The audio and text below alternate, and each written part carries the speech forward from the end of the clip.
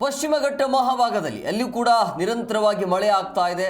So ಮಳೆ ಆಗ್ತಾ ಇರುವಂಥ ಹಿನ್ನೆಲೆ ಯಾಕೆ ಮಳೆ ಆಗತ್ತೆ ಅಂತ ಹೇಳಿದ್ರೆ, ಮಹಾರಾಷ್ಟ್ರ ಭಾಗದಲ್ಲಿ ಜಾಸ್ತಿ ಮಳೆ ಆಗಿರೋದ್ರಿಂದಾಗಿ ಪಶ್ಚಿಮ ಘಟ್ಟದಲ್ಲಿ ಈ ರೀತಿಯ ಮಳೆಯ ಅವಾಂತರ ಇರುತ್ತೆ. ಸೊ ಮಳೆಯ ಅವಾಂತರದಿಂದಾಗಿ ಏನೆಲ್ಲ ಸಮಸ್ಯೆ ಆಗ್ತಿದೆ ಅನ್ನೋದನ್ನು ಕೂಡ ನೀವು ನೋಡ್ತಾ ಇದ್ರಿ. ಸೊ ಮಲಪ್ರಭಾ ನದಿಯಲ್ಲಿ ಒಳಹರಿವು ಹೆಚ್ಚಳವಾಗಿದೆ.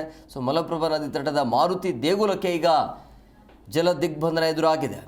ಮಾರುತಿ ದೇವಸ್ಥಾನದ ಗರ್ಭಗುಡಿಗೆ ಮಳೆ ನೀರು ಪ್ರವೇಶ ಮಾಡಿರುವಂಥ ಹಿನ್ನೆಲೆಯಲ್ಲಿ ಖಾನಾಪುರ ತಾಲೂಕಿನ ಹಬ್ಬಾನಟ್ಟಿ ಗ್ರಾಮದಲ್ಲಿರುವಂಥ ದೇವಸ್ಥಾನ ಅದು. ಸೊ ಮಳೆ ನೀರಿಗೆ ಆಂಜನೇಯ ಸ್ವಾಮಿ ವಿಗ್ರಹ ಭಾಗಶಃ ಮುಳುಗಡೆ ಆಗಿದೆ.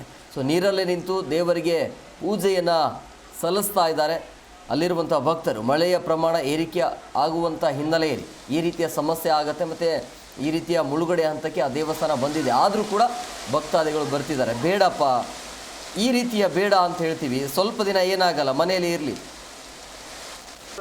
1 ವಾರಗಳ ಕಾಲ ಮನೆಯಲ್ಲೇ ಪೂಜೆ ಮಾಡಿ ಏನಾಗೋದಿಲ್ಲ. ಬಟ್ ಈ ರೀತಿ ಅವಾಂತರ ಇದ್ದರೂ ಕೂಡ ನೀವು ದೇವಸ್ಥಾನಕ್ಕೆ ಬಂದು ಹೋಗ್ತಿರಲ್ಲ, ನಿಮ್ಮ ಭಕ್ತಿಗೆ ಗೌರವ ಕೊಡ್ತೀವಿ.